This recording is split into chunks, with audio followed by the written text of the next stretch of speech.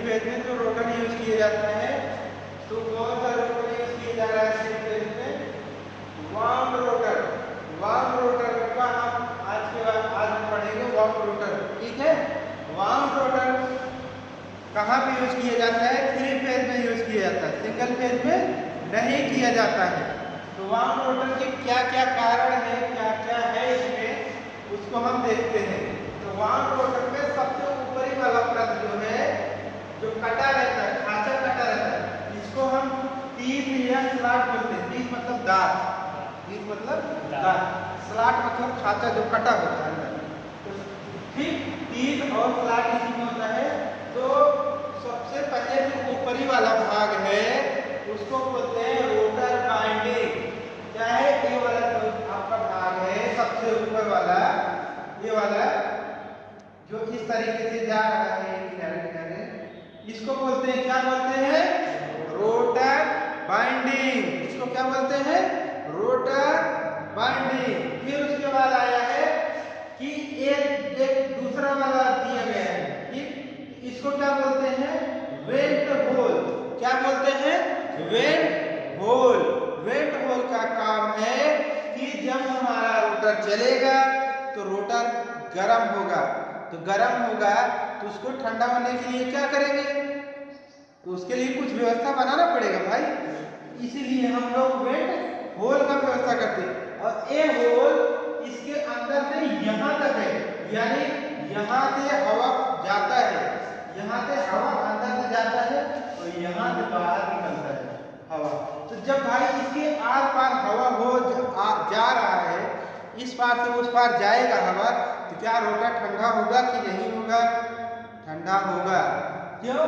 क्योंकि इस तरफ से हवा जा रहा है, उस तरफ से निकल रहा है, ठीक, इस तरफ से हवा जा रहा है, उस तरफ से निकल रहा है। और एक बात तो है नहीं कि एक बार चला गया दोबारा नहीं है, बार बार वही चल रहा है, इधर से हवा जा रहा है, उधर से निकल रहा है, इधर से हवा जा रहा है, उधर से निकल रहा है।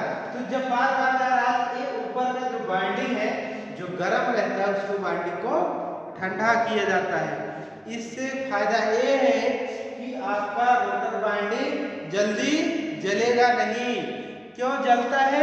जब बाइंडिंग को ओवरलोड पड़ता है, बाइंडिंग होती है हीट, हीट मतलब गर्म होती है, और जब गर्म होती है तो बाइंडिंग जलता है। तो गर्म होने के पहले गर्म होने ना पाए, उसके लिए हम लोग वेंट होल का प्रयोग करते हैं।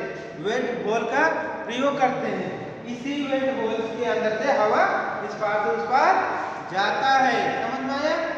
ठीक, ये है स्लिप रिंग। ये जो बेलनाकार है स्लिप रिंग है। स्लिप रिंग क्या है? मोटर को कंट्रोल करता है, स्पीड को कंट्रोल करता है, कम या ज्यादा कर सकते हैं, किससे? स्लिप रिंग, ठीक। स्लिप, और स्लिप रिंग किस पे लगा रहेगा? स्लिप रिंग किस पे लगेगा? शाफ्ट पर लगेगा। शाफ्ट मतलब सरिया, जिस पे जो है रोटर को बैठाया जाता है, रोटर को बैठाया जाता है, ठीक। ये शाफ्ट है और यही शाफ्ट यहाँ तक आके मिला।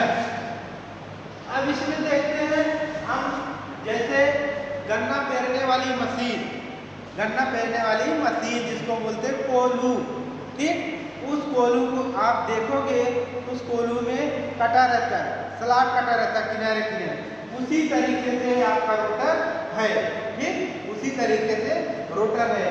तो इसमें एक पार्ट, ये वाला पार्ट उभरा हुआ है, बाहर है, और ये वाला भाग अंदर गया है, ठीक। ये इसको ध्यान से देखोगे, इस तरीके से दिखेगा, इस तरीके, यानी अंदर का भाग है ये वाला और उभरा वाला भाग है ये वाला। तो समझ में आ गया? इस तरीके से हमको पहचानना रहेगा वाउंड रोटर। वाउंड रोटर को हम ऐसे पहचानेंगे, कैसे? इस तरीके से चित्र रहेगा और वाउंड रोटर पूछा जाता है, ठीक। समझ, आशा करते हैं आपको समझ में आया होगा, ठीक।